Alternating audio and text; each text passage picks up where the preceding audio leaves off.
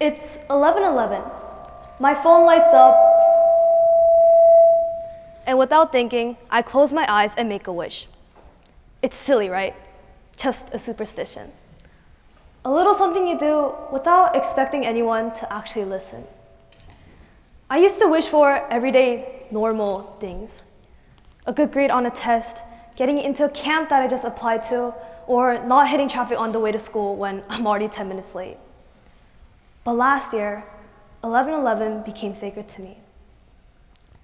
The number 1 reminds me of my dad's name, One, or W-O-N. 11:11 is like 4 ones, or a winning number. And I remember thinking, this wasn't just a coincidence. Maybe it was a sign, a tiny whisper from the universe that everything would be all right, and that somehow those numbers actually meant something. That night at 11:11, and every night after that, I would whisper for the same wish. Just one more good day. Those little wishes may not have changed anything, but they gave me something to hold on to when the world suddenly felt completely upside down.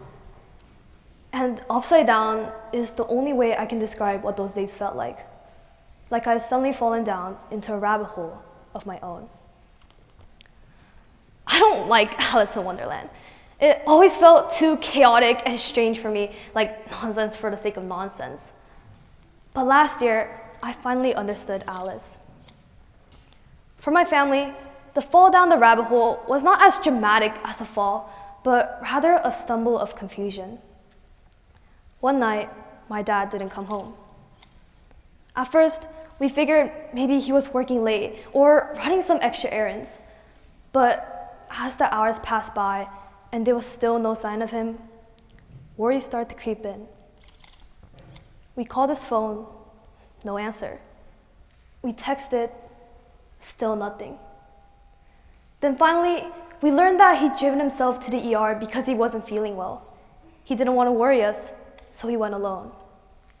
And before I could even fully process that, I was yet again falling down another rabbit hole. The hospital started running tests, and within hours, they had results. Stage 4 lung cancer. It felt as if the fall wouldn't stop. Like I was tumbling through layers of confusion, fear, and disbelief, reaching for something to grab onto, but finding nothing solid. The world around me blurred, and all I could do was brace for a landing that never seemed to come. Then I was in Wonderland. Not the whimsical kind filled with talking flowers or tea parties, but the kind that swallows you whole, where nothing makes sense and every direction feels uncertain. It felt wrong to be in the same building as my dad and still not be able to see him, like just being inches away from someone you love, yet trapped behind the glass door, close enough to feel the weight of their presence, yet completely shut off from it. I remember standing in those long, white hospital hallways, feeling like I was shrinking, just as Alice did after she drinks the potion. Everything around me felt too big. The machines, the medical language, the fear. I felt small in a world that no longer obeyed the rules I used to understand. Every beep of a monitor was a reminder that life had changed. Beep. Doctors and nurses spoke in a language I couldn't keep up with. Oncologists, PET scans, chemotherapy. I would nod like I understood, but inside I was screaming. What does any of this mean? What am I supposed to do now? Beep. I wanted answers, clarity, a map to follow. Instead, I was given riddles and contradictions, a new kind of chaos that felt impossible to navigate. And time completely lost its shape. In those moments, every hour felt like a lifetime. Waiting for test results, waiting to see which treatment plan might work, waiting for the next conversation with the doctor. It was as if time itself was dragging its feet, refusing to move forward. My sister and I were stuck at home while my mom constantly drove to and from the hospital, managing the impossible balance of taking care of us and my dad. My mom, trying to keep everything in a state of okayness, didn't show the tears she wept beside him. My sister and I weren't even allowed to see him until a lot later. And when we were finally able to see him, it didn't feel real. There's almost no way to describe how I felt the first time I saw him. My dad had always been the strong, tall person in the family. I mean, he's almost 6 foot. He's the one who carried the heavy boxes, who opened stubborn jars of spaghetti sauce without a second thought. But now, the person lying in the hospital bed looked impossibly small and frail. He had lost so much weight that even the hospital gown seemed to hang off him, his body marked by wires and tubes. And it was hard for him to even lift his head up to see me. Tragedy has this strange way of making time cruel. The painful moments last forever, while the beautiful ones vanish before you could even fully hold on to them. At first, all of it felt meaningless, like this was the end of my dad's health, the end of my family's stability, and maybe even the end of hope. I was overwhelmed and scared, and the worst part, I felt completely powerless. I wanted to do something, anything, but there was nothing I could fix. No clear problem to solve, just this endless, swirling chaos. And when you're in that place, it's easy to feel like you're drowning. Maybe you know that feeling too. It might not have been cancer, but maybe you've had a moment when your entire life flipped upside down in an instant. A breakup, losing someone you love, a phone call in the middle of the night that changes everything. In those moments, you feel like you've been shoved back down the rabbit hole into a world that doesn't follow any of the rules you know. And you don't know how to move forward because nothing looks familiar anymore. For a while, that's where I lived, in the chaos. But then something shifted. Slowly, I started to notice the small things. The nurse who brought my dad a blanket and quietly tucked it around him like she was caring for her own family.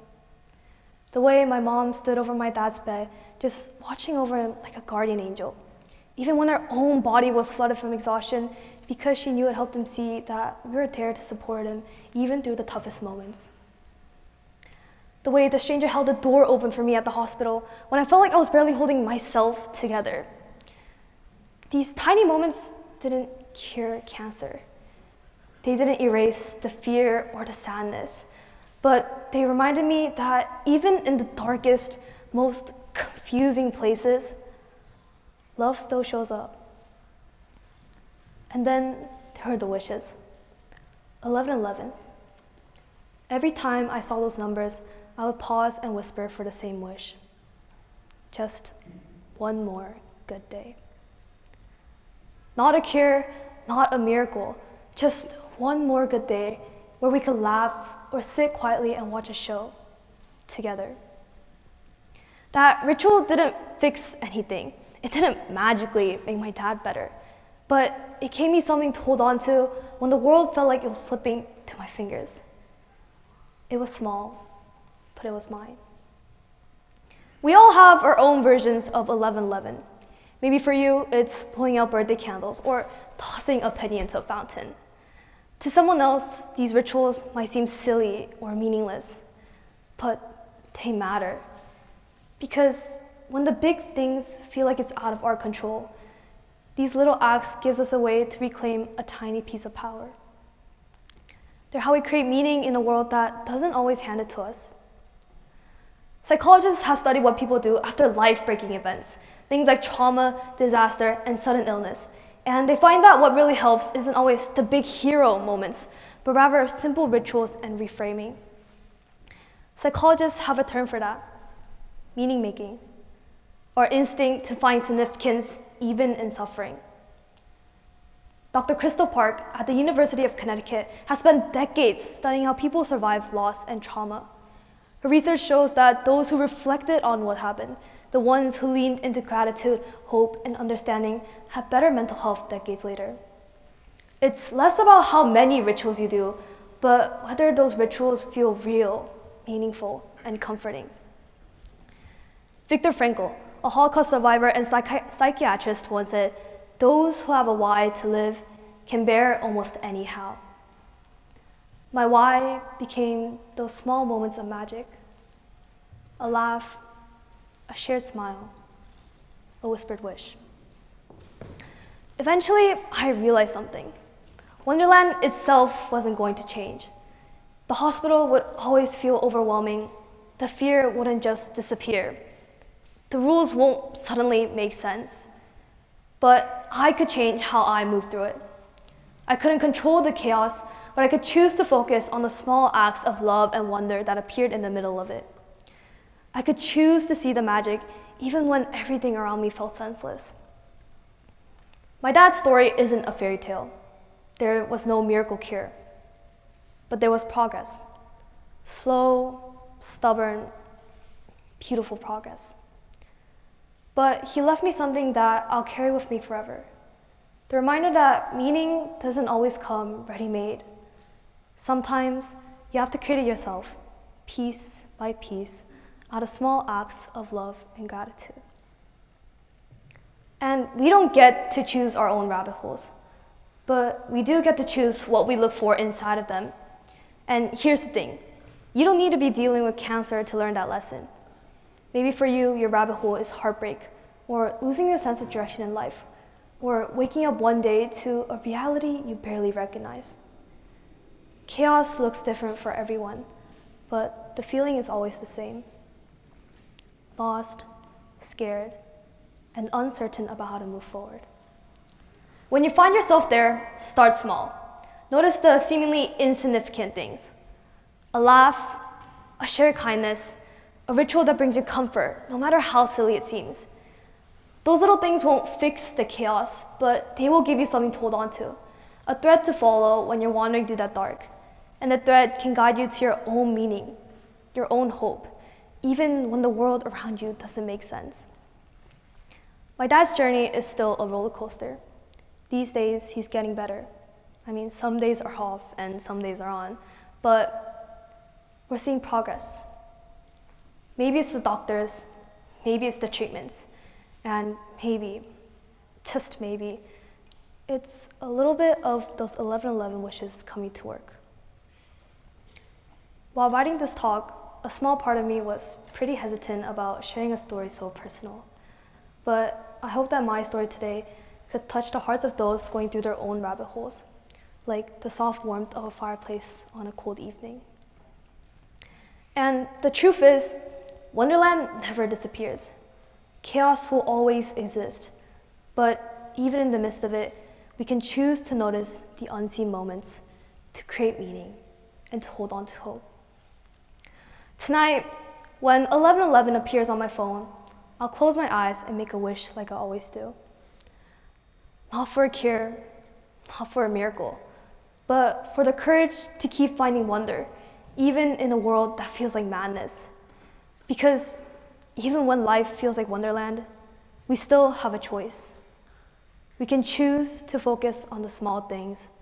We can choose to create our own meaning. And in doing so, we can create our own kind of magic. Thank you.